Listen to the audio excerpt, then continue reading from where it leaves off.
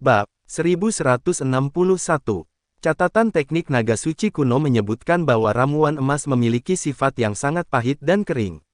Ia tumbuh di sepanjang garis lei bumi, menyerap esensi dari tanah. Itu juga memiliki efek mengisi kembali energi dan menutrisi darah. Dimanapun ramuan emas tumbuh, tidak ada rumput yang tumbuh dalam radiusnya.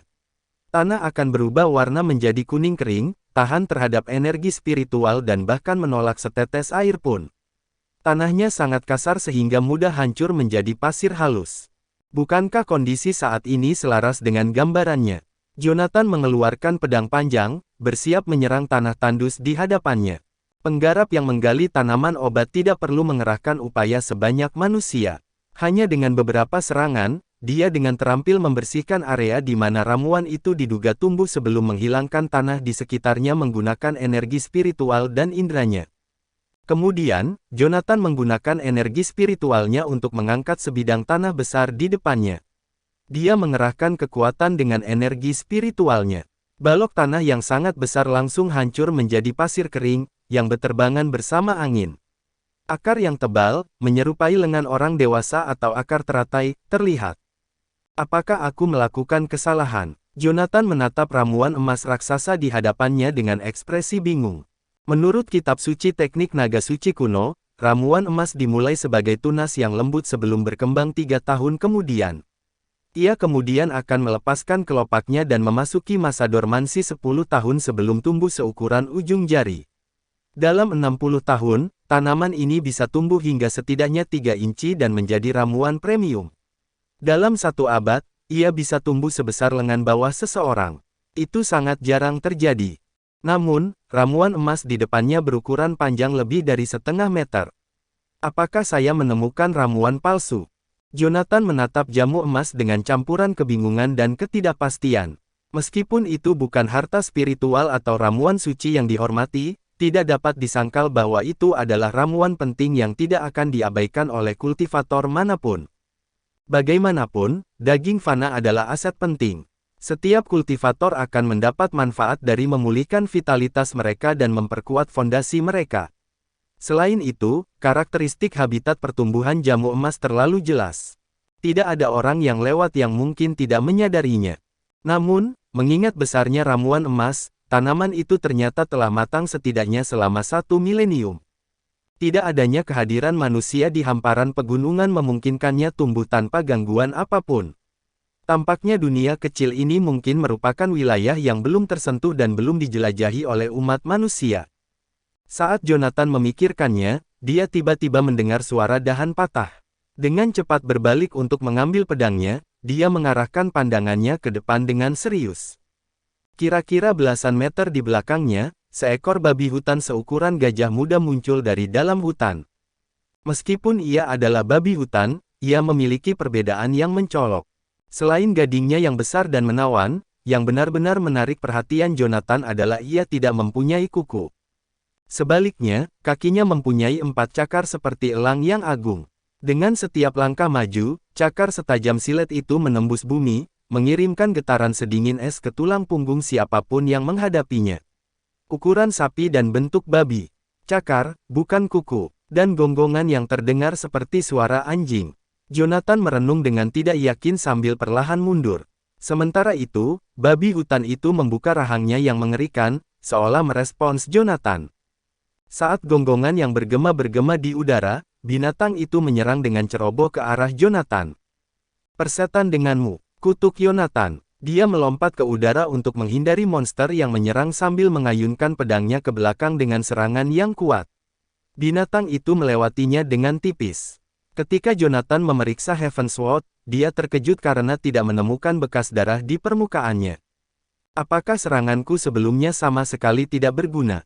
Seberapa tebal kulit binatang ini? Ketika binatang itu berbalik dan menyerang sekali lagi, Jonathan dengan cepat melarikan diri. Dia tidak dimotivasi oleh kepengecutan tetapi oleh kesadaran bahwa binatang di hadapannya ini bukanlah babi hutan biasa. Jika teknik naga suci kuno tidak salah, binatang ini adalah Lilith, salah satu binatang purba. Sudah lama diyakini punah selama ribuan tahun. Bagaimana mungkin ada satu di sini? Meskipun sudah lama terpencil, umurnya mungkin juga terbatas. Seharusnya ia tidak tetap hidup sampai sekarang. Kecuali, mungkin ada lebih dari satu Lilith di dunia kecil ini. Mungkin dunia kecil ini dimaksudkan untuk membesarkan mereka. Jonathan mengaktifkan bel perunggu dan berlari menuruni gunung. Dugaannya bukannya tidak berdasar. Dalam catatan teknik naga suci kuno, dikatakan bahwa pada awal penciptaan dunia kecil, Vehor belum dapat mencapai dimensi mandiri. Bahkan setelah memurnikannya, alam ini tidak lebih dari kantong hewan roh yang digunakan untuk mengurung dan menundukkan hewan roh. Kera hewan roh juga diciptakan karena perkembangan dunia kecil oleh Vehor. Terlebih lagi, Vehor menciptakan dunia kecil dengan tujuan untuk mengurung dan menundukkan klan binatang iblis buas sehingga perdamaian dapat kembali ke dunia. Ada yang berpendapat bahwa dunia kecil ini ditakdirkan untuk berfungsi sebagai penjara dan peternakan. Tetap saja, Jonathan dapat memahaminya bahkan jika seseorang berani mengatur upaya yang berani seperti memelihara Lilith. Namun, yang benar-benar membingungkannya adalah latar belakang keluarga Whiteley. Saat itu, nenek moyang Yoshua keluar dari dunia kecil ini.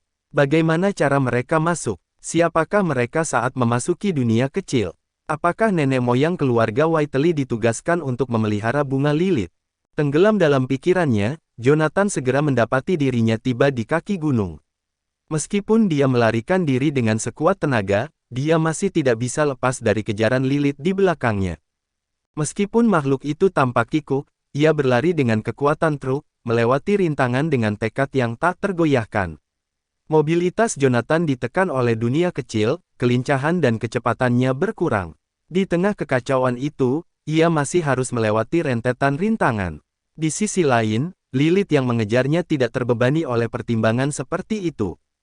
Ia menginjak-injak bunga liar dan menabrak pohon-pohon kuno. Yang perlu dilakukannya hanyalah menundukkan kepalanya, dan ia bisa berlari maju tanpa ragu-ragu. Saat Lilith menyerbu ke arahnya, Jonathan menyimpan bel perunggu dan melemparkan Divine Chessboard ke lereng gunung di depannya. Mengaktifkan, Jonathan berteriak. Dalam sekejap, papan catur ilahi meluas hingga panjangnya 20 meter. Aku tahu itu. Ketika Jonathan menyadari bahwa Divine Chessboard telah mencapai batas maksimalnya, matanya dipenuhi dengan ketidakberdayaan. Dengan lompatan yang anggun, dia mendarat di papan catur ilahi. Dia kemudian mengaktifkan formasi pengubah ruang. Tidak peduli seberapa ganasnya Lilith, ia tetap tidak lebih dari binatang iblis. Sekalipun ia memiliki perasaan spiritual, proses berpikirnya masih terlalu sederhana untuk menyadari jebakan di bawahnya. Sambil menundukkan kepalanya, ia meluncur ke arah Jonathan, taringnya yang seperti tombak mengarah ke punggungnya.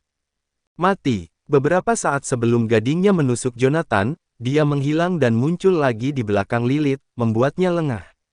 Tanpa ragu-ragu, dia mengangkat tangannya dan dengan mudah menusukkan bilah pedangnya jauh ke dalam daging di bawah ekor Lilith. Bab 1162. Sebagai binatang purba, Lilith memiliki kulit yang sangat tebal. Ini bukan sekedar karakteristik alami. Sebaliknya, Lilith, seperti kebanyakan babi hutan, suka bergesekan dengan benda untuk menghilangkan rasa gatalnya. Babi hutan biasa sering bergesekan dengan pohon pinus untuk meredakan iritasi akibat gigitan nyamuk. Seiring waktu, getah yang dikeluarkan pohon-pohon ini akan membentuk lapisan lemak pelindung yang tebal pada tubuh babi hutan. Seperti pelindung alami, hal itu menyebabkan kulit babi hutan menjadi lebih keras. Lilith yang menyerang Jonathan juga memiliki zat tak dikenal yang menutupi kulitnya. Meskipun pedang surga milik Jonathan sangat tajam, pedang itu tetap tidak dapat dengan mudah menembus kulit Lilith. Kekuatan pertahanannya menyaingi benda sihir pelindung. Namun, terlepas dari armor Lilith, ada satu area yang tetap rentan, yaitu anusnya. Saat Jonathan mengayunkan pedangnya, bilahnya menancap di daging lembut Lilith. Aduh! Lilith menangis kesakitan, meninggalkan bekas cakaran di papan catur ilahi saat ia melarikan diri ke cakrawala yang jauh. Jonathan berdiri di atas papan catur, rasa takut masih melekat di dalam dirinya saat dia mengamati pelarian Lilith. Ketika Lilith melarikan diri dalam keadaan hiruk-pikuk, ia dengan paksa menghancurkan sebuah batu besar yang berdiri setinggi gedung pencakar langit yang menjulang tinggi. Dengan besarnya kekuatannya, dia akan membunuh atau melukaiku dengan parah jika menabrakku. Itu menakutkan. Berdiri di atas Divine Chessboard, Jonathan menghela nafas lega. Namun, dia segera terkejut. Menatap tangannya yang kosong, dia menamparkan keningnya. Pedang surga, melompat ke udara, Jonathan dengan cepat melipat papan catur dan mengejar Lilith. Dia tidak akan diganggu dengan benda sihir biasa. Lagi pula, dalam 6 bulan terakhir, dia telah membunuh banyak Grandmaster dari wilayah barat hingga Remdik, dan mengumpulkan banyak cincin penyimpanan. Dapat dikatakan bahwa dia sendirilah yang memiliki peralatan lebih banyak daripada semua penggarap di kantor Asura. Kehilangan satu atau dua benda ajaib bukanlah hal yang perlu dikhawatirkan. Namun, pedang surga berbeda. Meskipun saat ini ia menentang perintahnya, Jonathan telah memastikan bahwa ia ada hubungannya dengan nenek moyang keluarga Whiteley sebelum ia memasuki dunia kecil. Tidak mungkin dia membiarkan Lilith merebutnya begitu saja. Dunia kecil sangatlah aneh. Jonathan mempunyai firasat bahwa cahaya hijau pedang surga adalah tanda bagi dunia luar tentang kapan dunia kecil akan membuka gerbangnya. Itu pasti berguna. Semua barang yang terkait dengan sejarah nenek moyang keluarga Whiteley pasti akan berguna juga. Sesampainya di puncak gunung, Jonathan mengalihkan pandangannya ke kejauhan. Lilith, yang sudah kehilangan akal sehatnya, tidak terlihat dimanapun. Namun, melacak Lilith terbukti merupakan tugas yang sederhana. Ia hanya mengikuti jalan pepohonan yang tumbang akibat amukannya. Setelah memastikan arah umum, Jonathan melompat turun dan mengejar Lilith gila itu. Hampir setengah jam telah berlalu ketika dia akhirnya berhenti di sebuah lembah pegunungan. Meskipun kesadaran spiritualnya tidak cukup kuat untuk menyelidiki apa yang terjadi di lembah, dia dapat dengan jelas mendengar lolongan menyakitkan yang datang dari bawah. Lilith ada di bawah sana. Memanggil bel perunggu, Jonathan menekan energi spiritualnya dan diam-diam berjalan menuju kedalaman lembah. Dia bersembunyi di balik pohon tua dan dengan hati-hati melihat ke bawah. Ada sebuah kolam kecil seukuran setengah lapangan basket di tengah lembah. Saat itu, Lilith sedang berdiri di tepi kolam dan meminum air dalam jumlah banyak. Tingkah laku Lilith ini aneh, gumam Jonathan dalam hati, merasa bingung saat mengamatinya.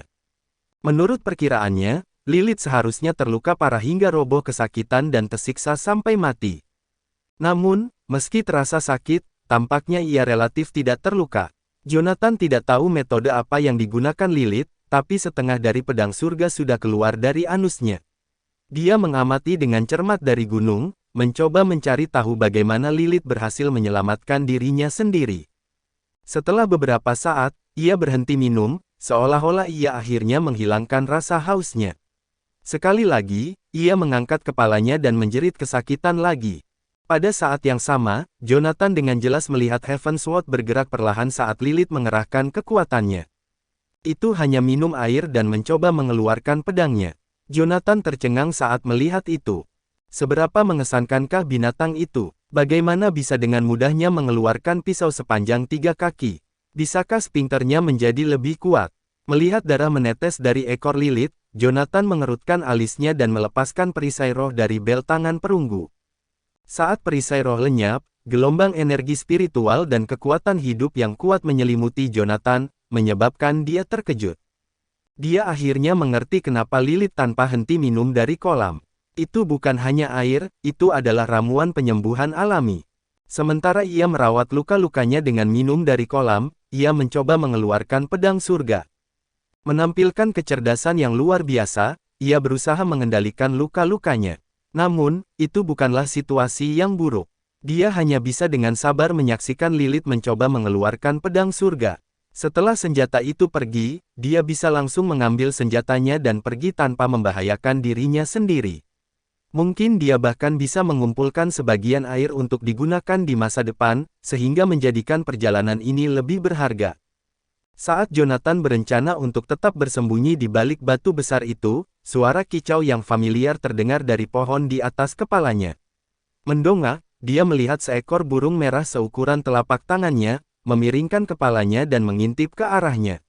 Jonathan menggelengkan kepalanya sedikit. Memperluas medan kekuatan energi spiritualnya, Jonathan berusaha menahan burung itu lagi.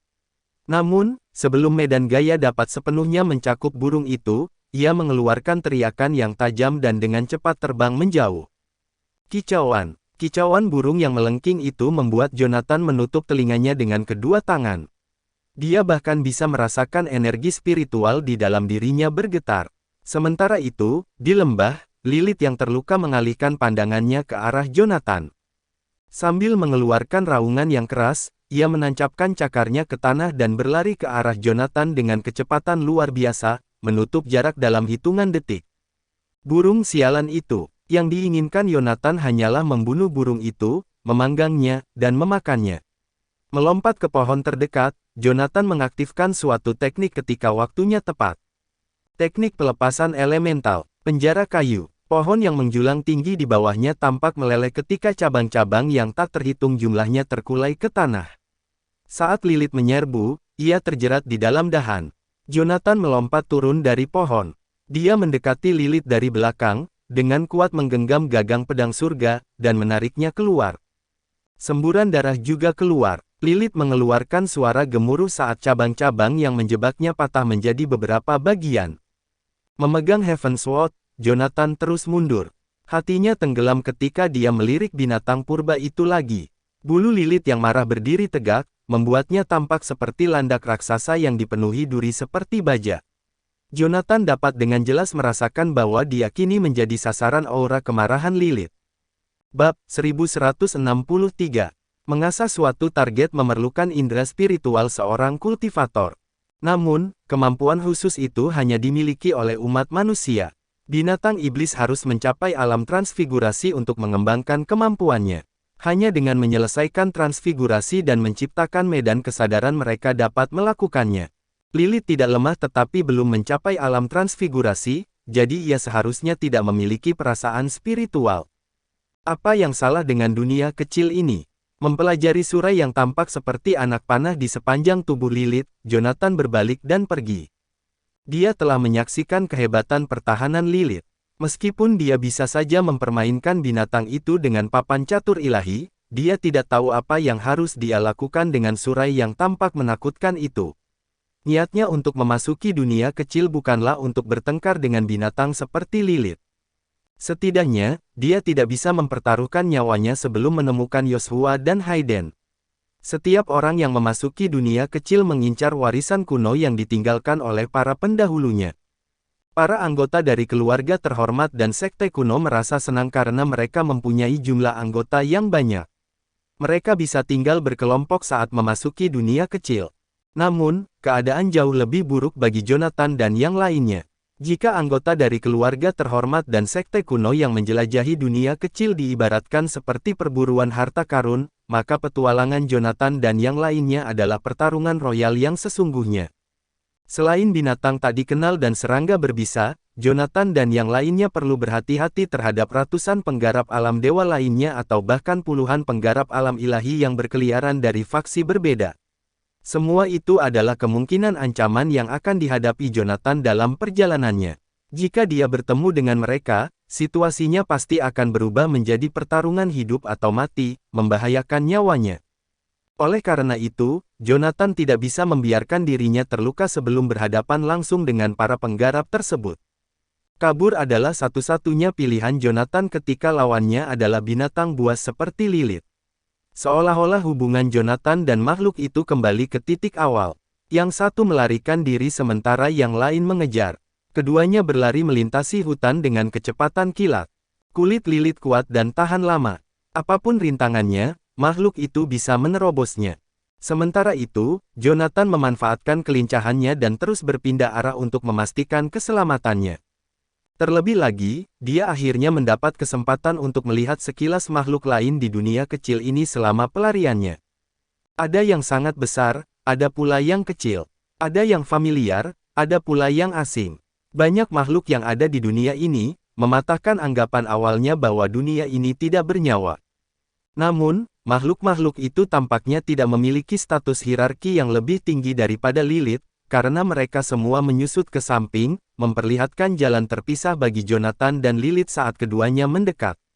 Tak satu pun dari mereka yang bisa membantu Jonathan menghentikan makhluk geram itu. Saat Jonathan mengira dia harus terus berlari sampai cedera binatang itu semakin parah, bau busuk datang dari depan. Bau busuknya sangat menyengat. Bahkan dengan pengalamannya berada di tempat dengan mayat-mayat membusuk menutupi setiap inci tanahnya, dia masih memiliki keinginan untuk terlempar setelah menghirup baunya. Tidak peduli apa yang terjadi di depan, situasinya tidak menarik jika mengeluarkan bau busuk seperti ini. Jonathan berniat mengambil jalan memutar untuk menghindari kemungkinan situasi yang tidak menguntungkan, namun Lilith sudah berada di dekatnya. Tanpa banyak pilihan, dia melompati punggung bukit di depannya. Penyesalan membanjiri dirinya saat dia melompat melewati punggung bukit, karena seekor beruang hitam raksasa tergeletak di sisi lain dari punggung bukit itu. Di punggung beruang itu berdiri seorang pria berlumuran darah. Terlepas dari jenis binatang iblis beruang raksasa itu, dilihat dari ukurannya saja, ia sudah jauh lebih besar daripada Lilith yang mengejarnya. Sekilas, dia tahu beruang itu bukanlah sesuatu yang harus dia ganggu. Namun, makhluk besar itu tergeletak di sisi lereng. Tak bernyawa. Jelas sekali binatang iblis itu sudah mati, dan bau busuk keluar darinya. Hal yang paling disesali Jonathan adalah menarik perhatian pria yang berdiri di punggung beruang mati itu ketika ia melompati punggung bukit. Ah, sial, sepertinya aku harus terlibat dalam pertarungan hidup dan mati sekarang. Jonathan melemparkan Divine Chessboard di tangannya, berencana bertarung menggunakan formasi.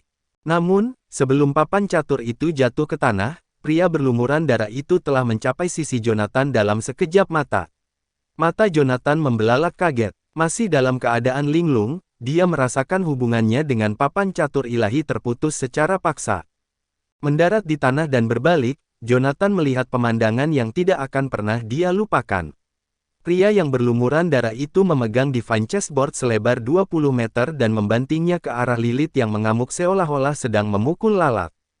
Bang! Dengan bunyi gedebuk, Lilith yang baru saja melompat ditampar kembali ke punggung bukit. Sementara itu, pria berlumuran darah itu tidak ragu-ragu sambil berjongkok sedikit dan menghilang setelah Lilith. Detik berikutnya, bunyi gedebuk seolah-olah palu berat dibanting ke tanah bergema terus-menerus. Teriakan Lilith mulai melemah. Tak lama kemudian, semuanya menjadi sunyi. Jonathan terpaku di tempatnya, benar-benar terpana. Kejutan yang dia alami dalam 20 detik itu lebih dari yang bisa dia pulihkan dalam waktu sesingkat itu. Ketika pria berlumuran darah itu melewati Jonathan, kecepatan dan keterampilan pembuat catur dalam merebut papan catur secara paksa semuanya menunjukkan tingkat kultivasi alam ilahi. Jika pria itu benar-benar seorang kultivator alam ilahi, dia tidak akan pernah menyelamatkanku, tidak peduli apakah dia berasal dari sekte tersembunyi, salah satu dari 8 keluarga terhormat, atau Ivanov dari Remdik. Lalu siapa dia? Jonathan merenung lama dan keras dan akhirnya memutuskan untuk menyarungkan pedang langitnya sebelum kembali ke puncak punggung bukit. Dia tahu dia telah kehilangan kesempatan untuk melarikan diri ketika dia melamun sebelumnya. Saya tidak dapat melarikan diri jika kultivator alam ilahi memiliki niat jahat terhadap saya. Dengan kemampuan sebelumnya, pedang surga tidak lebih dari tongkat api di depannya. Saya mungkin juga menyarungkannya sebagai tanda niat baik saya. Jonathan berdiri di punggung bukit dengan bangkai beruang besar yang membusuk di belakangnya dan lereng berlumuran darah di depannya. Kultivator itu melemparkan papan catur ilahi ke kaki Jonathan. Itu berlumuran darah dan potongan daging. Lilith seukuran gajah telah dihantam menjadi bubur kertas dan ditancapkan ke dalam tanah.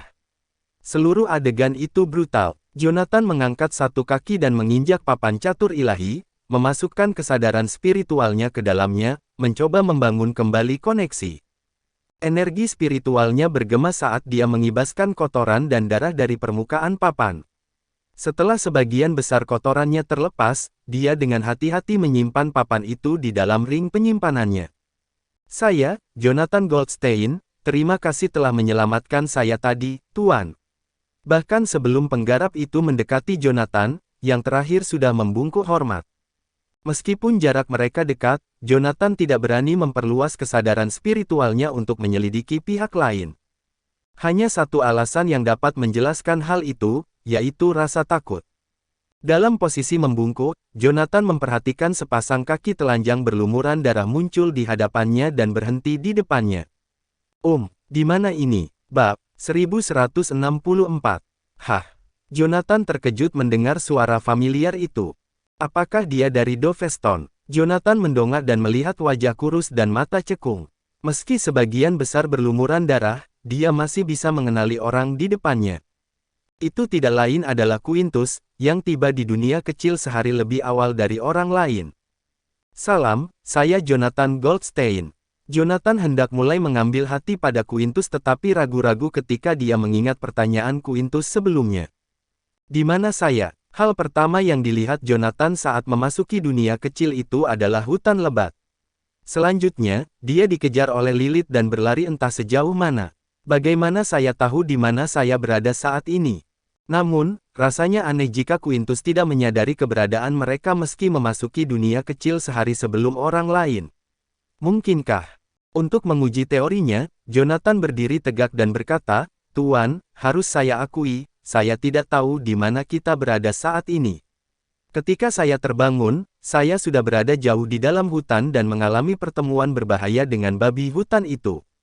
Saya selamanya berterima kasih atas bantuan tepat waktu Anda, jika tidak, saya pasti akan menemui ajal saya." "Itu bukan babi hutan," komentar Quintus, menoleh ke arah Lilith gepeng dengan ekspresi bingung. "Sepertinya tidak ada di antara kita yang tahu kenapa kita ada di sini. Tapi kamu lebih beruntung dariku. Setidaknya kamu tahu namamu." Jonathan mengangkat alisnya mendengar pernyataan Quintus. Dia bahkan lupa namanya. Jonathan menatap Quintus dengan rendah hati, pikirannya berpacu dengan pertanyaan. Apa yang sebenarnya terjadi padanya? Mungkinkah dia kehilangan kewarasannya saat bertemu dengan beruang liar? Mungkinkah dia benar-benar tidak mengingat identitasnya sendiri, atau dia hanya menarik-narik kakiku?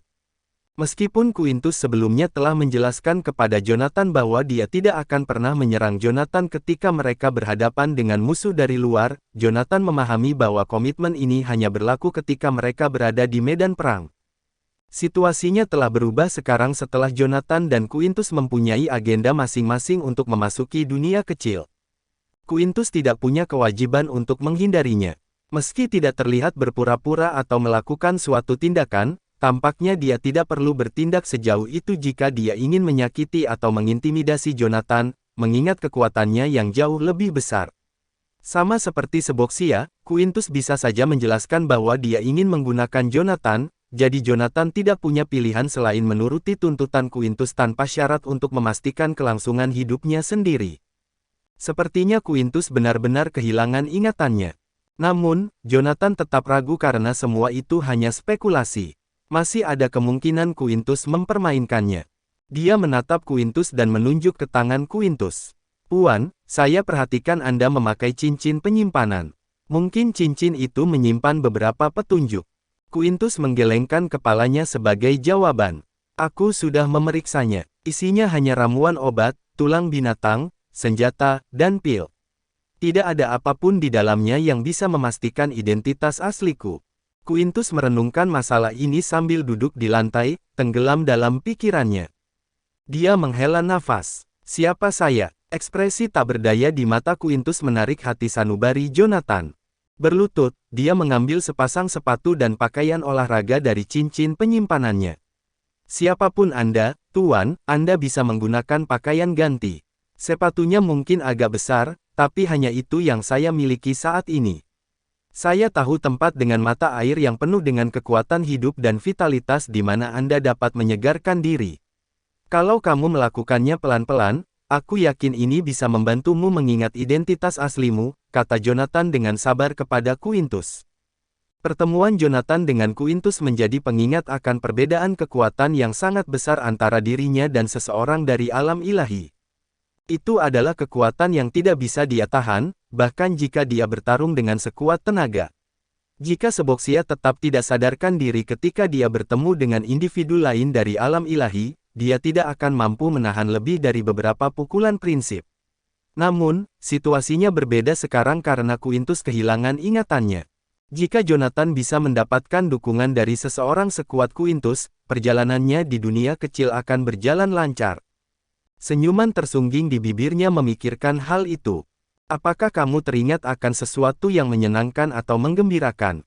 Suara Quintus membuyarkan lamunan Jonathan, menariknya keluar dari lamunannya.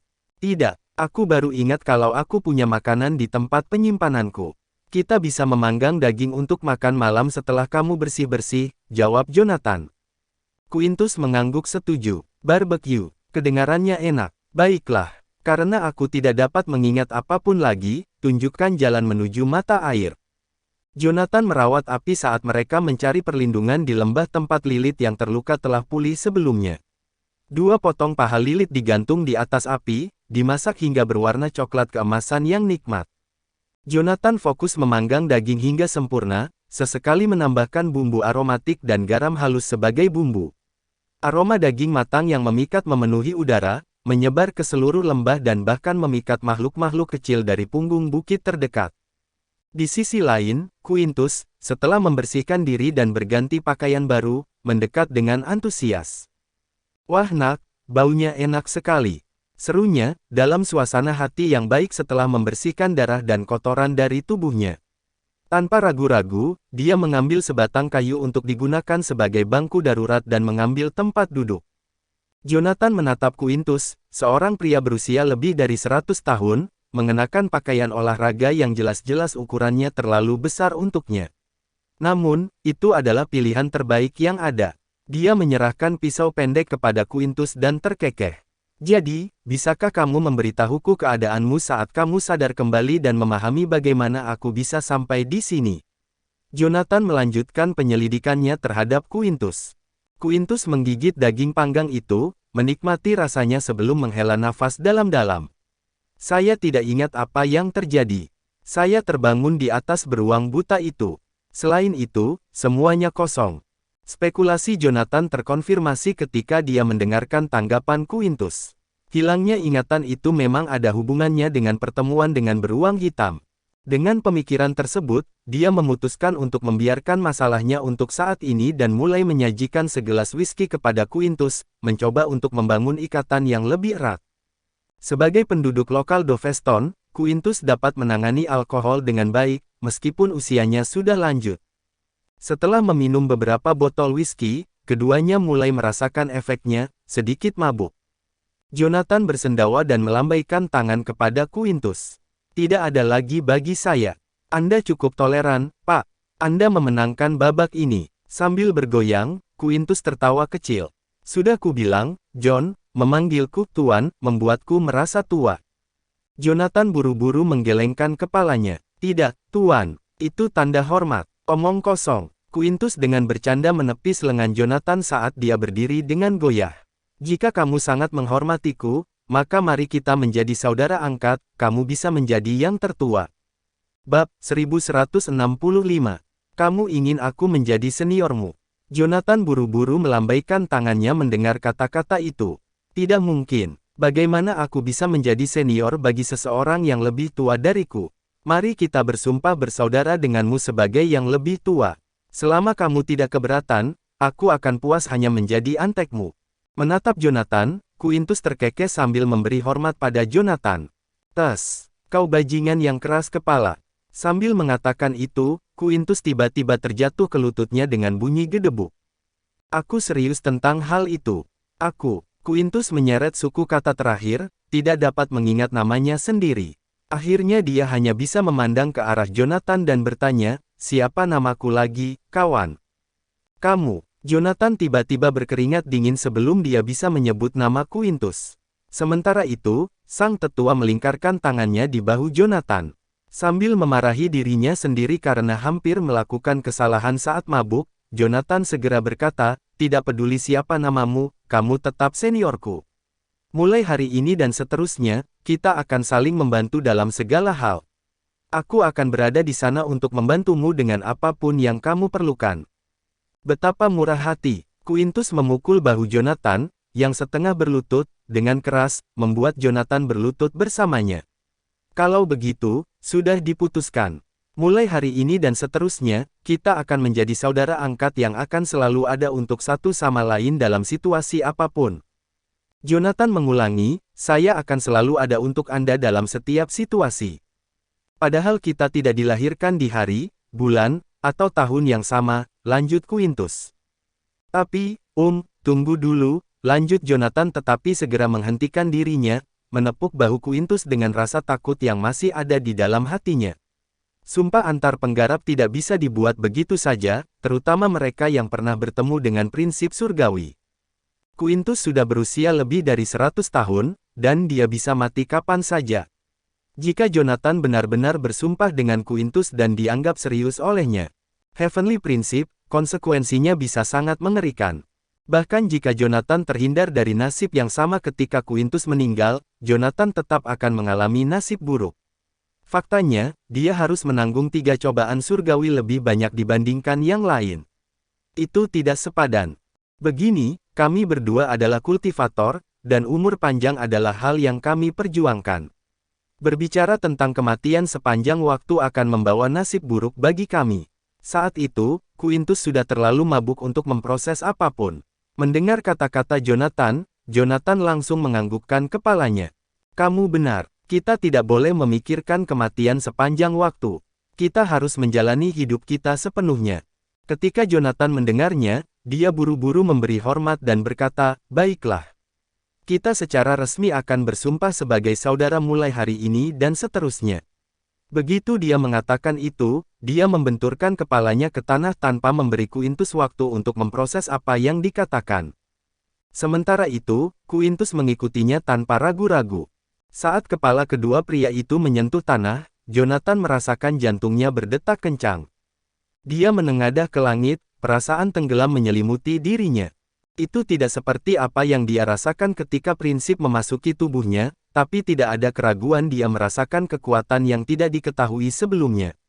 Jonathan telah menyederhanakan upacara yang tidak masuk akal itu sebanyak mungkin dan bahkan mengendalikan perasaan dan energi spiritualnya agar tidak ketahuan. Tetap saja, prinsip surgawi mengincarnya sekali lagi. Hanya ada satu penjelasan untuk itu, prinsip Quintus hampir selesai, sedemikian rupa sehingga menjadi prinsip surgawi sejati. Faktanya, semua yang dilakukan Quintus mulai mempengaruhi gelombang prinsip of war. Itulah sebabnya prinsip agung bereaksi terhadap sumpah mereka. Meskipun demikian, ada sesuatu yang membingungkan Jonathan. Jika itu benar-benar prinsip surgawi yang memasuki diriku, aku seharusnya merasakannya dengan jelas daripada merasakannya secara samar-samar. Seolah-olah ada lapisan tipis kerudung di atasnya. Aku tidak tahu apa itu. Jonathan perlahan bangkit. Yah, apapun yang terjadi, secara teknis saya telah menyelesaikan krisis ini. Bahkan jika dia merasakan energi prinsip sebelumnya, maka Jonathan yakin Quintus juga merasakannya. Oleh karena itu, kecil kemungkinannya Quintus akan menyerang Jonathan, bahkan jika ingatan Jonathan sudah pulih. Jonathan aman untuk saat ini. Quintus, yang masih berlutut di tanah, tiba-tiba terjatuh ke samping dan tertidur lelap di samping api. Fakta bahwa Quintus begitu santai berada di dekat Jonathan membuatnya tertawa. Jonathan telah banyak memikirkan rencana yang dibuatnya, namun dia tidak pernah menyangka Quintus yang amnesia akan begitu tulus padanya. Tiba-tiba, Jonathan mendapati dirinya sedikit tercela. Sudahlah. Karena Quintus tulus, aku akan menganggap serius peranku sebagai juniornya sebelum dia mendapatkan kembali ingatannya. Sebagai generasi muda, saya hanya mendapat manfaat dari sumpah ini. Mendengar hal itu, Jonathan mengulurkan tangan dan melemparkan beberapa potong kayu ke dalam api unggun menggunakan energi spiritualnya sebelum memasang spanduk formasi pertahanan di sekitar Quintus. Meskipun tidak berdaya melawan para pembudidaya, ia dapat melindungi Quintus dari binatang buas. Setelah selesai, Jonathan berjalan ke danau untuk mengisi botol yang diukir dengan formasi pengubah ruang dengan air untuk keperluan darurat. Dulu ketika Jonathan mengikuti Lilith ke pegunungan, dia merasakan kekuatan kehidupan yang samar di danau. Dia hanya tidak punya waktu untuk memeriksanya karena dia diburu oleh Lilith saat itu. Sambil berjongkok di samping danau, Jonathan mencelupkan tangannya ke dalam air untuk merasakannya. Segera, kekuatan kehidupan dan energi spiritual di danau itu meresap ke dalam telapak tangan Jonathan dan memasuki meridiannya. Sensasi yang tidak biasa ini menyebabkan dia dengan panik memblokir energi spiritual menggunakan teknik naga suci kuno. Energi spiritual di dalam danau lebih kuat dibandingkan di luar. Menyerapnya secara massal tidak hanya tidak berguna untuk budidayanya, tetapi juga bisa membawa bahaya. Bagaimanapun juga, ada sesuatu yang membingungkan Jonathan. Ketika dia menggunakan teknik naga suci kuno untuk mengeluarkan energi spiritual, kekuatan kehidupan di dalamnya tidak akan hilang. Bagaikan ikan yang berenang di air, kekuatan hidup mengalir dari meridiannya ke medan ramuannya dan akhirnya, peti mati di tengah medan energinya. Mata Jonathan langsung berbinar menyadari hal itu. Apakah peti mati menyerap kekuatan hidup? Orang yang ada di peti mati itu adalah Seboxia, yang memiliki pemahaman tentang prinsip of life. Setelah pertempuran besar, Seboxia meminta ujian surgawi sebelum mengisolasi dirinya sepenuhnya. Dia tidak muncul lagi sejak saat itu. Dugaan Jonathan adalah Seboxia telah menggunakan terlalu banyak prinsip of life hingga ia tertidur lelap. Jonathan pernah mengumpulkan semua kekuatan hidup di medan energi yang ditinggalkan Seboxia, ingin mengembalikannya ke peti mati. Sayangnya, peti mati itu sepertinya menghalangi segalanya. Jonathan sama sekali tidak mendapat tanggapan. Oleh karena itu, Jonathan tidak pernah menyangka bahwa danau tersebut akan menyerap kekuatan kehidupan danau tersebut. Itu artinya Seboxia mungkin bisa bangun.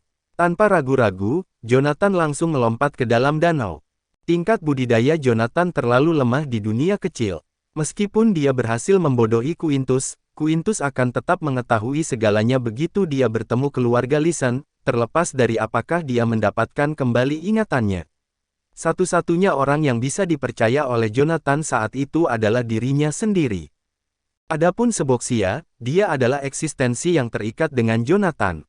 Jonathan harus melakukan segalanya untuk membangunkan Seboxia, meskipun Seboxia mempunyai niat buruk terhadapnya. Bab 1166. Dunia kecil yang ia temukan di Remdik memiliki radius kurang dari 1000 meter, sedangkan dunia kecil terbesar dalam sejarah, dengan radius 56.000 meter, pernah muncul di EPA dan saat ini dikuasai oleh Roduns. Oleh karena itu, berdasarkan contoh-contoh tersebut, orang dapat menyimpulkan bahwa ukuran dunia kecil Doveston berada di bawah angka tersebut. Persis seperti itulah yang dipikirkan keluarga Listen juga. Itu sebabnya mereka melakukan segala daya mereka untuk mengulur waktu agar Quintus bisa menjelajahi semuanya. Tidak ada yang mengira dunia kecil ini akan sebesar itu. Jarak yang ditempuh Jonathan dan Lilith selama pengejaran mereka hampir mencapai 100 mil. Itu tidak cukup bagi mereka untuk memiliki pandangan lengkap bahkan pada satu sudut dunia kecil. Quintus tidak akan pernah bisa menyelesaikan pemeriksaan dunia kecil sebesar itu dalam waktu singkat. Nyatanya, Quintus sama bingungnya dengan Jonathan saat ia memasuki dunia dan dihadapkan pada hamparan pegunungan yang seolah tak ada habisnya. Dia tidak tahu kemana dia harus pergi. Lebih penting lagi, portal itu tidak terlihat di belakangnya saat dia melangkah melewatinya. Dia bahkan tidak bisa merasakan energinya di wilayahnya. Kesimpulannya, Quintus terjebak di dunia kecil. Sejak saat itu, Quintus telah menemukan banyak obat-obatan hebat yang tidak terpikirkan atau bahkan punah di dunia luar. Kemudian, dia bertemu dengan binatang iblis raksasa yang menyerupai beruang hitam. Begitu banyak energi spiritual yang digunakan selama pertarungannya dengan binatang iblis sehingga dia harus menyerap energi spiritual kuat yang dimiliki oleh dunia kecil. Akhirnya, meridiannya tidak dapat menahan rasa tidak nyaman itu, dan dia pingsan di atas beruang hitam. Dia keluar sepanjang hari. Beruang adalah penguasa tempat itu, jadi binatang itu tidak berani mendekat meskipun sudah mati. Begitulah cara Quintus bertahan. Yang lebih penting lagi, Quintus sudah sangat tua dan mengidap penyakit Alzheimer, yang lebih dikenal sebagai demensia.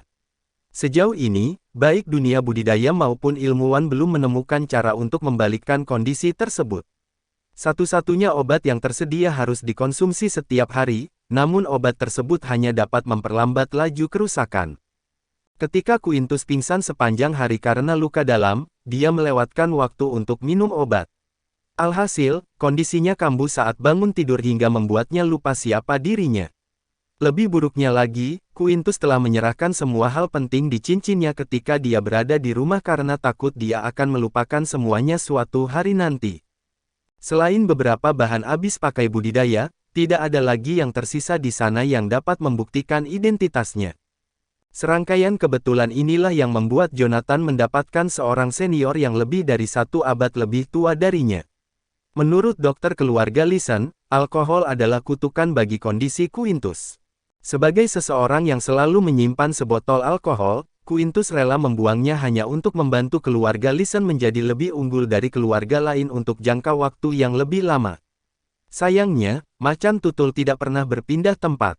Meskipun dia sudah lupa siapa dirinya, pemabuk dalam dirinya tidak akan pernah melewatkan alkohol setelah dia mencicipinya setelah 20 tahun berpantang. Quintus tidak berpura-pura, dia sebenarnya mabuk.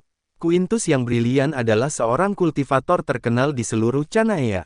Perjalanan kultivasinya berjalan mulus dan mudah. Sejak Quintus memasuki dunia kecil, dan terutama setelah bertemu seseorang yang tidak tahu malu seperti Jonathan, Quintus sudah terlalu dalam untuk meninggalkannya. Lusinan alam ilahi dan lebih dari 100 penggarap alam dewa telah memasuki dunia kecil, namun orang yang ditemui Quintus adalah Jonathan. Keberuntungan Quintus sungguh buruk. Meskipun demikian, kedua pria tersebut tidak menyadari rangkaian kebetulan di balik pertemuan mereka. Sekalipun mereka melakukannya, tetap saja tidak terpikirkan bagi Jonathan untuk menjadi saudara angkat dengan seseorang yang menderita penyakit Alzheimer. Lagi pula, semua yang terjadi sungguh tidak masuk akal. Sementara Quintus tidur nyenyak, Jonathan terus mengendalikan metode budidayanya di danau. Untuk menyerap kekuatan hidup samar yang tersembunyi di dalam air, Jonathan perlu membuka jalan di tubuhnya agar bisa masuk. Pada saat yang sama, dia harus memblokir energi spiritual air yang menakutkan. Oleh karena itu, Jonathan sepenuhnya fokus pada jalur di tubuhnya. Sementara itu, energi spiritual dalam tubuhnya bagaikan filter besar yang menyaring kekuatan hidup tanpa henti. Dengan menggunakan penglihatan batinnya, Jonathan menyaksikan gumpalan tipis kekuatan hidup memasuki peti mati. Itu memenuhi dirinya dengan antisipasi. Prosesnya agak lambat, namun sebagai seorang kultivator, Jonathan tahu bahwa hal-hal baik memerlukan waktu. Selain itu, membangunkan seboksia di dunia kecil yang berbahaya akan memberikan perlindungan pada Jonathan. Jika melakukan persiapan bisa mempercepat pekerjaan, maka seboksia akan menjadi investasi terbaik Jonathan. Jonathan begitu fokus pada ladang ramuannya sehingga dia tidak menyadari apa yang terjadi di perairan hijau danau di bawah kakinya. Dua lampu redup seukuran bola basket perlahan mendekatinya. Bab 1167. Di dunia kecil, indera spiritual Jonathan hanya bisa menjangkau sejauh 10 meter. Sejauh mana kesadaran spiritualnya diterapkan hanya melalui udara tanpa halangan apapun. Begitu dia berada di dalam air, jaraknya menjadi lebih pendek. Padahal, indera spiritualnya hanya bisa meregang hingga jarak 2 meter jika bersentuhan dengan lumpur. Saat itu, Jonathan sedang duduk di atas lempengan batu di dalam kolam dan menyerap kekuatan hidup. Indera spiritualnya hanya bisa menjangkau area yang jaraknya tidak lebih dari 5 meter. Namun, Jonathan tidak cemas. Bagaimanapun, dia adalah seorang kultivator alam dewa, dan inderanya sangat tajam setelah semua pelatihan yang dia lakukan. Dengan demikian, ia akan dapat mendeteksi perubahan tekanan air jika ada sesuatu yang mendekatinya di perairan yang bergerak lambat. Sayangnya, Jonathan tidak mampu mendeteksi dua bola cahaya redup yang mendekatinya. Lambat laun, kedua bola cahaya itu naik perlahan dari dasar kolam. Makhluk itu akhirnya menampakkan dirinya dalam cahaya lembut yang merembes melalui air. Ternyata itu bukanlah dua bola lampu seukuran bola basket. Matanya besar dan bulat. Mata raksasa itu milik binatang iblis raksasa dengan tubuh menyerupai ular. Kedua sisi wajahnya dipenuhi duri tajam, dan ada punuk seukuran kepalan tangan di atas wajahnya. Secara keseluruhan, binatang itu tampak seperti ular kecuali bagian samping tubuhnya. Kaki padat seperti kait yang panjangnya lebih dari 1 meter menutupi kedua sisi tubuhnya dan membuat makhluk itu tampak seperti kelabang. Saat itu, kaki panjang itu sedang bergerak perlahan di dalam air. Tubuh binatang iblis itu membentang dari depan Jonathan hingga ke kedalaman kolam yang paling dalam. Tidak mungkin untuk mengetahui berapa lama binatang iblis itu. Binatang iblis raksasa itu sedang berenang di air sedingin es dan melihat ke arah Jonathan, yang hanya berjarak beberapa meter. Jonathan berkonsentrasi begitu keras pada peti mati itu sehingga dia tidak mendeteksi ada yang tidak beres. Seiring berjalannya waktu, dia perlahan merasakan bahwa kekuatan hidup yang masuk ke dalam tubuhnya justru semakin berkurang. Dia menggunakan indera spiritualnya untuk memindai tubuhnya dan menemukan bahwa hampir tidak ada kekuatan hidup yang memasuki tubuhnya. Karena penasaran, indera spiritual Jonathan kembali ke medan energinya, dan dia perlahan membuka matanya untuk memeriksa sekelilingnya. Apapun yang ada di hadapan Jonathan membuat dirinya takut, dan bulu kuduknya berdiri. Sial, saat Jonathan mengumpat, dia meneguk air sedingin es itu. Karena keterkejutannya, Jonathan lupa menahan nafas dan hampir pingsan. Saat itu, dia tidak berani tinggal di sana lebih lama lagi. Jonathan memberikan tendangan keras, dan batu yang ia duduki pecah berkeping-keping. Dia kemudian menembak ke arah permukaan air seperti anak panah yang terlepas. Untuk menyerap daya hidup air dengan cepat, Jonathan sempat membenamkan dirinya di kedalaman 5 meter di dalam kolam. Meskipun tingkat kultivasinya telah ditekan di dunia kecil, dia hanya membutuhkan waktu sedetik untuk keluar dari kolam. Namun, saat kepala Jonathan muncul dari dalam air, sebuah bayangan gelap muncul di atasnya. Binatang iblis raksasa itu datang menyerangnya dari atas dengan cepat. Ah! Setelah mengalami pukulan telak, Jonathan menelan seteguk air sekali lagi. Jonathan benar-benar tercengang. Dia dikelilingi oleh kaki setajam silet yang tak terhitung jumlahnya yang menyerupai sabit dan hanya bisa menggunakan bel perunggu untuk melindungi dirinya sendiri. Retakan, retakan, retakan. Gemerisik kaki panjang yang menyeramkan itu bisa terdengar. Jonathan meringkuk di dalam perisai roh emas yang dipancarkan oleh bel tangan perunggu dan melihat sekelilingnya. Di luar perisai emas, puluhan cakar tajam terus menusuk perisai roh yang melindunginya. Setiap tusukan akan menyebabkan bel tangan perunggu menimbulkan serangan balik bagi Jonathan. Bahkan bagi seseorang seperti Jonathan, yang tidak membenci benda padat, melihat kaki yang panjang dan subur itu sudah cukup untuk membuat tulang punggungnya merinding. Bayangkan ditelan oleh kelabang raksasa. Ini bukanlah pengalaman yang menyenangkan meskipun makhluk itu belum menyakiti Anda.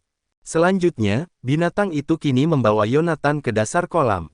Karena tidak mengetahui seberapa dalam kolam itu, Jonathan membelalak kaget. Jika aku benar-benar dibawa ke ujung kolam yang paling dalam, aku mungkin tidak akan bisa kembali hidup-hidup. Bahkan dengan perlindungan bel tangan perunggu, setiap serangan masih akan menimbulkan serangan balik bagi Jonathan.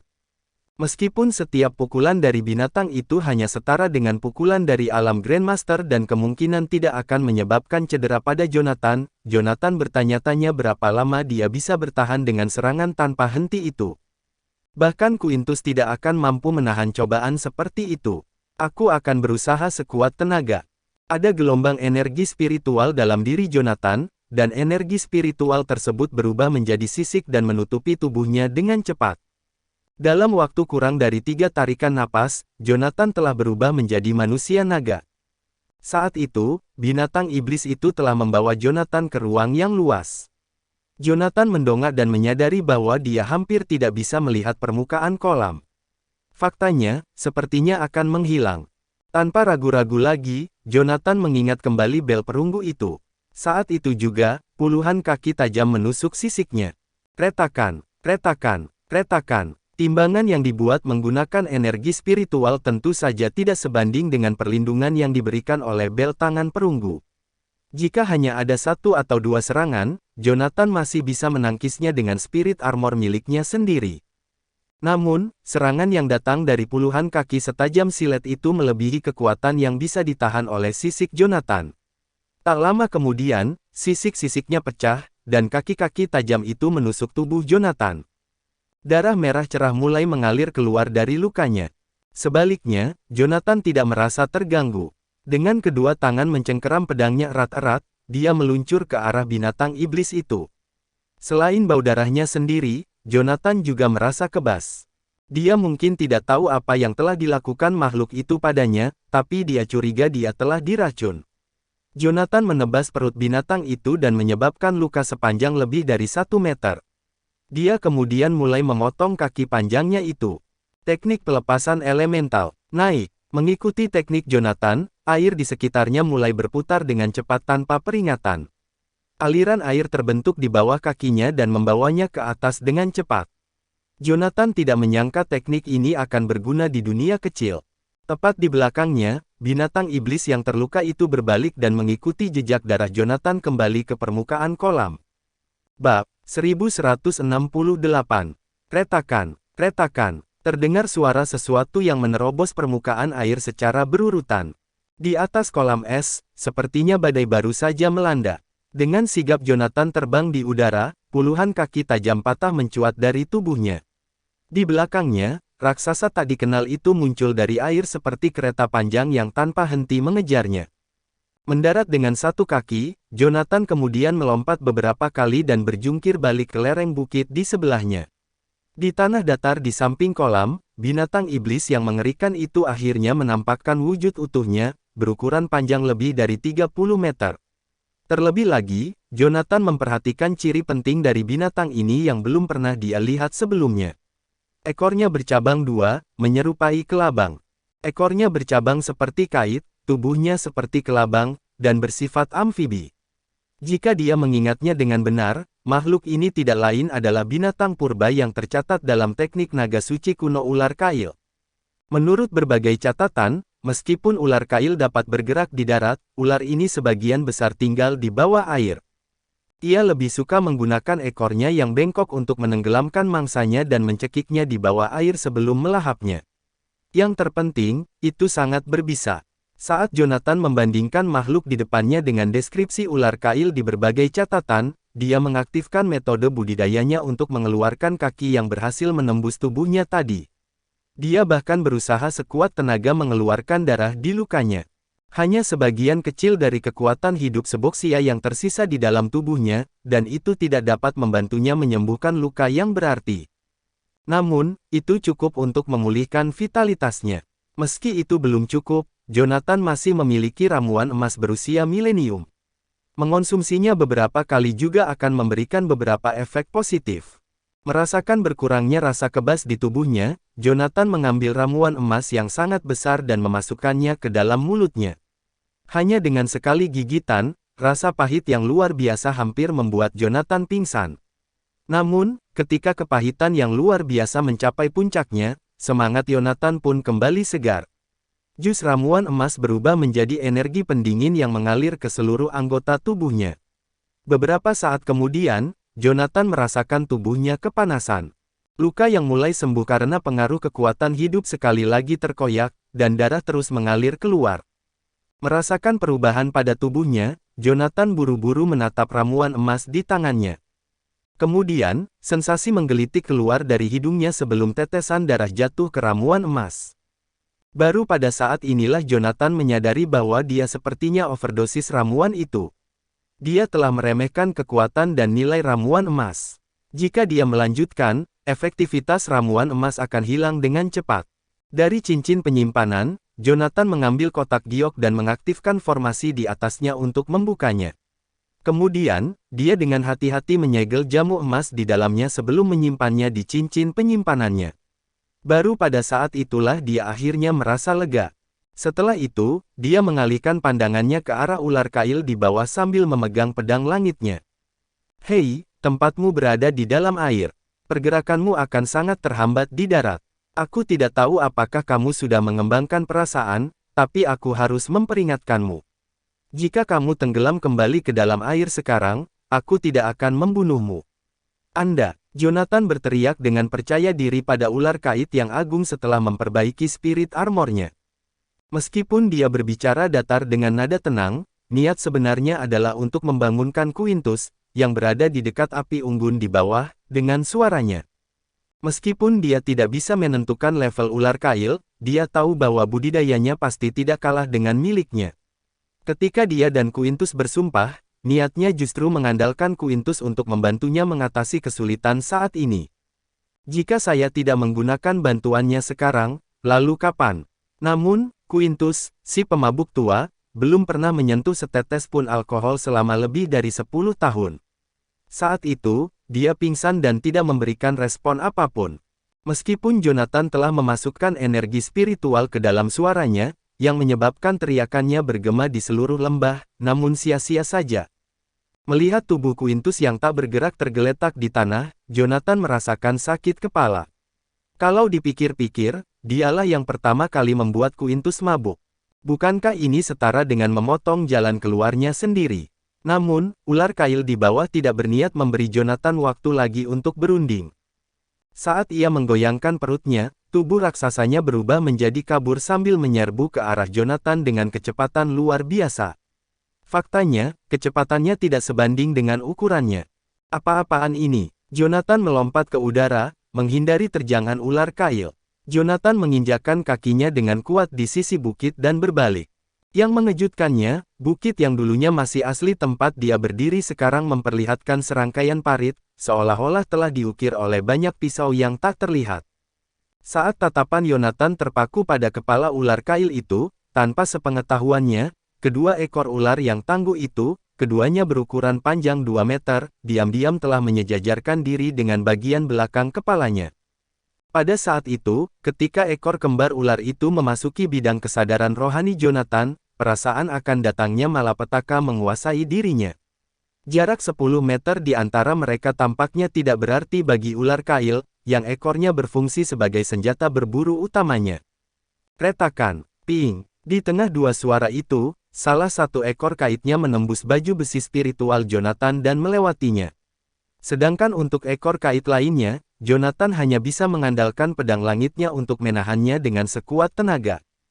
Ekor kait telah berevolusi secara khusus untuk kepentingan ular kait dalam menangkap mangsa, dan kekerasannya bahkan melebihi kakinya. Meskipun pedang itu terkena serangan dari pedang surga, pedang itu hanya meninggalkan goresan putih samar di atasnya. Meskipun Yonatan berhasil menahan pukulan fatal ini, kekuatan dahsyat dari ekor kait itu membuatnya terlempar ke belakang. Sebelum dia sempat bereaksi, dia mencium bau busuk di belakangnya, dan mulut ular yang menganga itu sudah menerjang ke arahnya. Bel tangan perunggu, dihadapkan dengan gigi seperti pisau yang tak terhitung jumlahnya di mulut ular kail, Yonatan tahu bahwa meskipun dia memasukkan pedang langit ke dalamnya, itu hanya akan menghasilkan perjuangan yang sia-sia. Bagaimanapun juga, Seboxia belum terbangun, dan sisa-sisa kekuatan hidup di dalam tubuhnya telah benar-benar habis akibat luka-lukanya baru-baru ini. Jika dia terluka lagi, itu akan sangat merepotkan baginya. Dia memanggil bel perunggu sekali lagi dan menempatkan perisai roh di sekelilingnya. Mulut ular itu, dengan giginya yang tak terhitung jumlahnya, mulai mendekati Yonatan, dan tekanan yang sangat besar hampir membuatnya mengeluarkan seteguk darah. Melihat ke arah Quintus, yang masih tertidur lelap di tanah, Yonatan berteriak padanya, "Dasar bastard! Cepat selamatkan Mif." Sebelum dia bisa menyelesaikan kalimatnya, tiba-tiba Yonatan merasakan pandangannya menjadi gelap ketika ular kail menelannya utuh-utuh. Yonatan awalnya berencana untuk memperluas perisai roh agar tersangkut di mulut ular, sehingga memberinya kesempatan untuk melawannya. Namun, ketika cahaya keemasan samar dari perisai roh menyinari gigi padat yang mengelilinginya, dia ragu-ragu. Jika dia tidak bisa bertahan dan perisainya tiba-tiba hancur, digigit makhluk ini bukanlah lelucon. Bekerja sama secara aktif dengan gerakan menelan ular kail, dia mengontrak jangkauan perisai roh dan meluncur ke bawah kerongkongan ular. Namun, saat Yonatan bersiap untuk menyerang dari dalam perut ular itu, dia mendengar bunyi gedebuk yang keras namun teredam, diikuti dengan gerakan menggeliat yang hebat. Yonatan menatap dengan heran kerongkongan lengket di luar perisai pelindungnya. Mengapa ular kail ini sepertinya kembali lagi ke air? Bab 1169. Tubuh ular kail tidak terlalu tebal atau besar, tetapi Yonatan, yang saat ini berada di dalam perut ular, tidak dapat menembus tubuhnya dengan indera spiritualnya.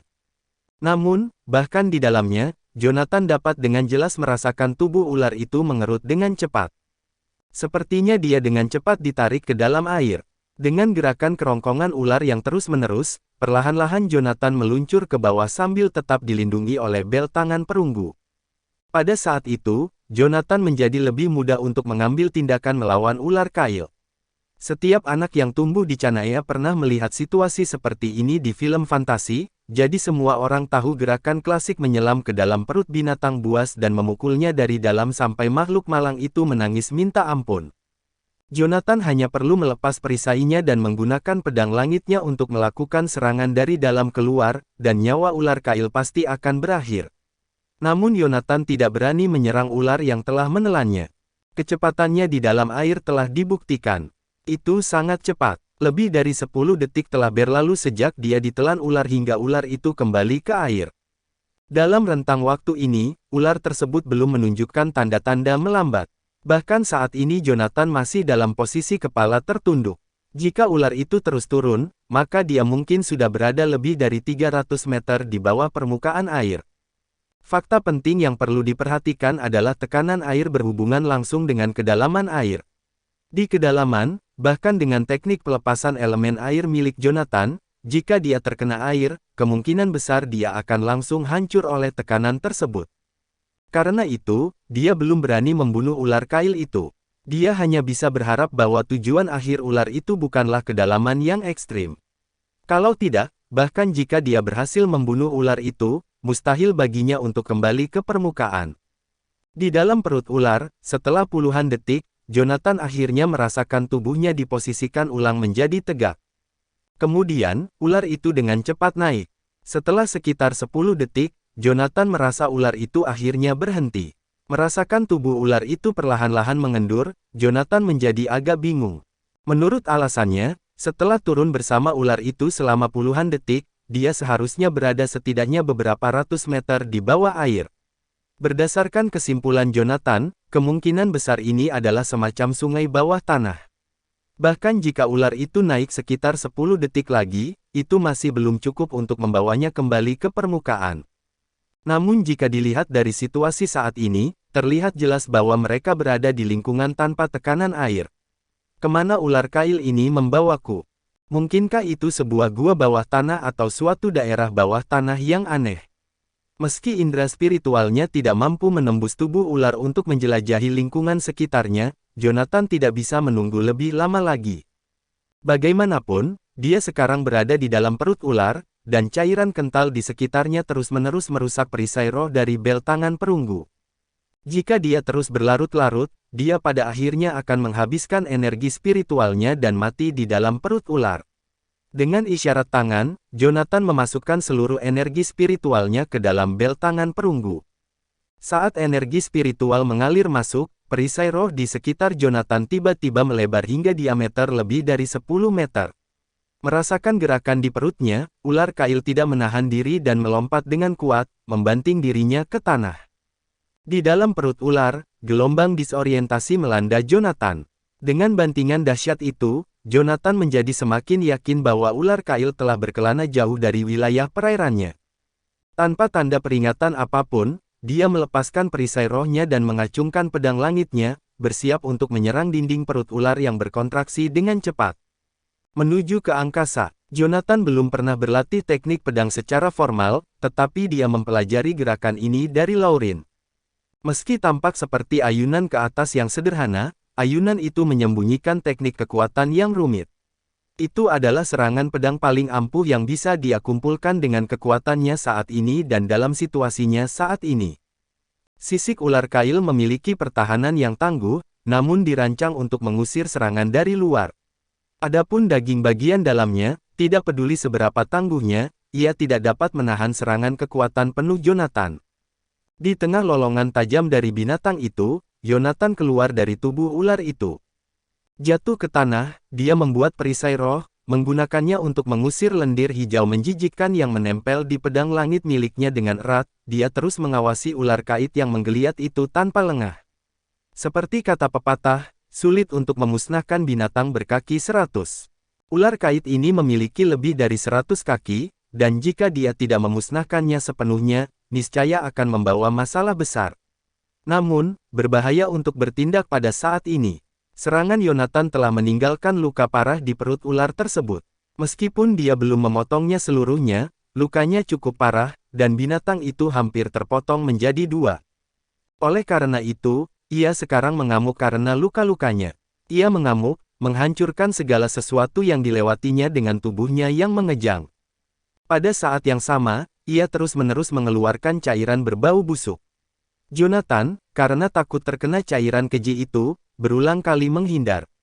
Mengandalkan cahaya redup dari perisai, dia melompat ke platform yang ditinggikan.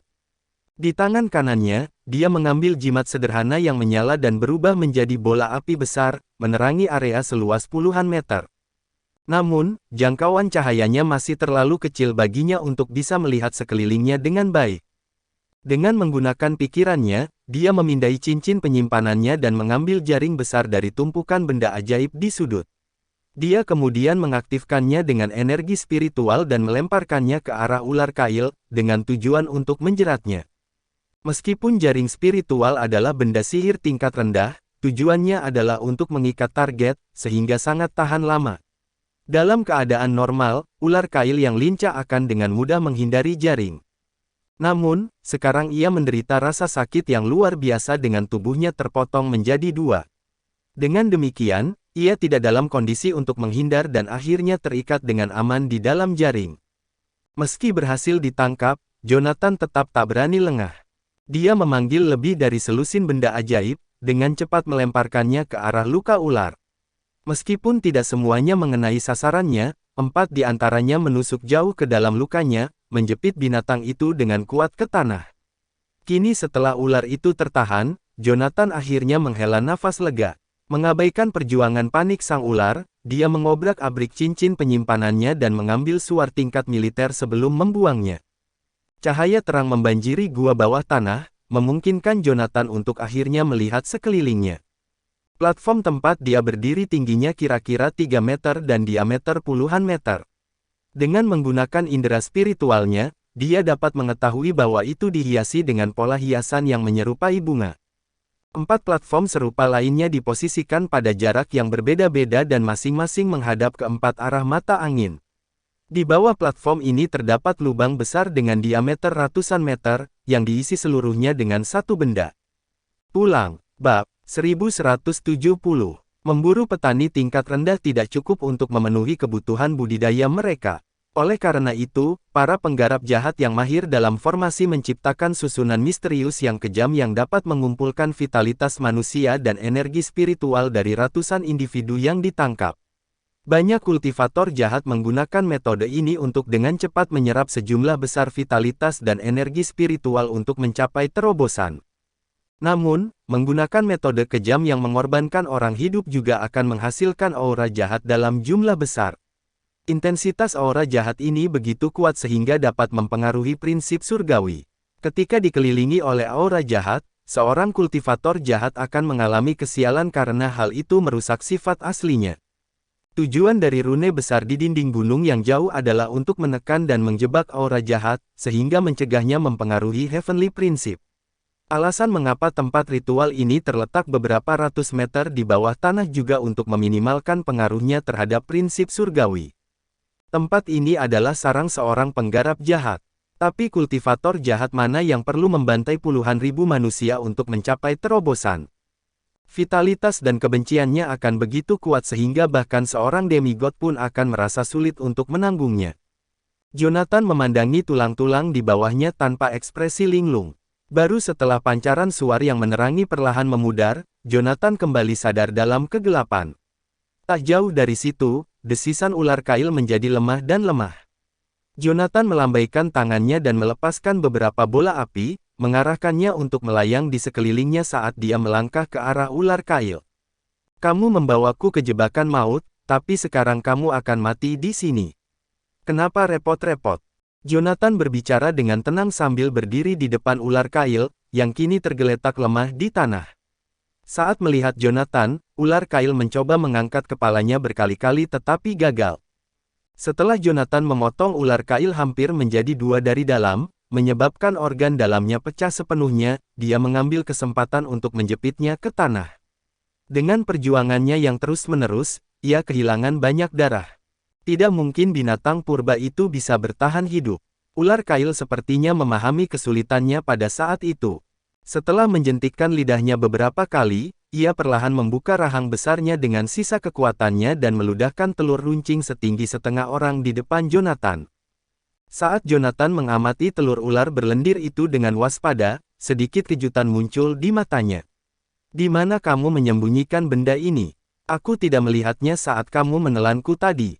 Tatapan ular kail itu dipenuhi dengan keengganan, namun dengan satu jentikan terakhir, ia mendorong telur itu ke arah kaki Jonathan. Untuk saya, Jonathan menggunakan energi spiritualnya untuk mengangkat telur di udara antara dirinya dan ular kail.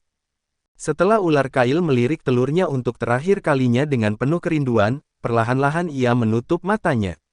Itu adalah permintaan terakhir bagi Jonathan untuk menjaga telurnya. Meskipun ular kail adalah binatang buas, kematiannya membuat hati Jonathan sangat berat. Mungkin salah jika ular kail ingin melahapnya, tapi dari sudut pandang ular kail, ia hanya berburu mangsa seperti biasa. Jangan khawatir, aku akan menghargai telur ular ini. Mendesis. Suara mendesis yang menyenangkan memenuhi udara ketika Jonathan berdiri di samping piring panas besar dan dengan hati-hati menyebarkan putih telur di atas piring panas dengan pedang. Di kakinya ada sisa-sisa telur ular yang pecah. Jonathan bersenandung sambil dengan hati-hati mengendalikan panas dengan energi spiritualnya. Kemudian, dia mengeluarkan bumbu rebusan daging sapi dari cincin penyimpanannya dan menaburkannya di atas piring panas. Setelah itu, dia memotong sepotong telur ular goreng dengan pedang besarnya dan memasukkannya ke dalam mulutnya. Entah kenapa, telur ular kail tidak memiliki rasa yang tidak enak. Sebaliknya, ia membawa aroma yang unik. Hanya dengan sekali gigitan, sejumlah besar energi spiritual murni yang terkandung di dalamnya mengalir ke perut Jonathan. Dia bisa merasakan kehangatan bergizi mengalir melalui anggota tubuhnya. Jonathan selesai memakan telur ular kail sepenuhnya setelah setengah jam. Bersandar pada platform teratai, dia iseng mencabut giginya dengan jarum ajaib. Sebelumnya, Jonathan menghabiskan beberapa jam menjelajahi lingkungan sekitar jurang. Satu-satunya jalan keluar adalah pintu batu yang tingginya beberapa meter. Gerbang batu itu bertindak sebagai penghalang penahan, menjaga sungai bawah tanah yang sedingin es tetap berada di luar dan menghalangi pandangan sepenuhnya. Ketika Jonathan mencoba mengulurkan tangannya melewati penghalang penahan, dia tidak menemui hambatan apapun. Namun, saat tangannya melewati penghalang penahan, dia merasakan tusukan rasa sakit yang tajam yang terasa seperti jari-jarinya diremukkan. Dia dengan cepat menarik tangannya. Karena tempat itu kemungkinan besar adalah tempat di mana para penggarap jahat berlatih, masuk akal jika ada jalan keluar seperti itu. Selain itu, hal terakhir yang ditakuti oleh para penggarap jahat yang membutuhkan pengorbanan manusia adalah tekanan air yang mengerikan di luar. Namun, Jonathan tak bisa mengatakan hal serupa. Dia harus mencari jalan keluar lain. Bersandar pada platform teratai, Jonathan mencoba mencari metode untuk melarikan diri dalam teknik naga suci kuno. Pada saat itu, suara gemerisik perlahan terdengar dari atas kepala Jonathan. Jonathan melirik kegelapan pekat di atas.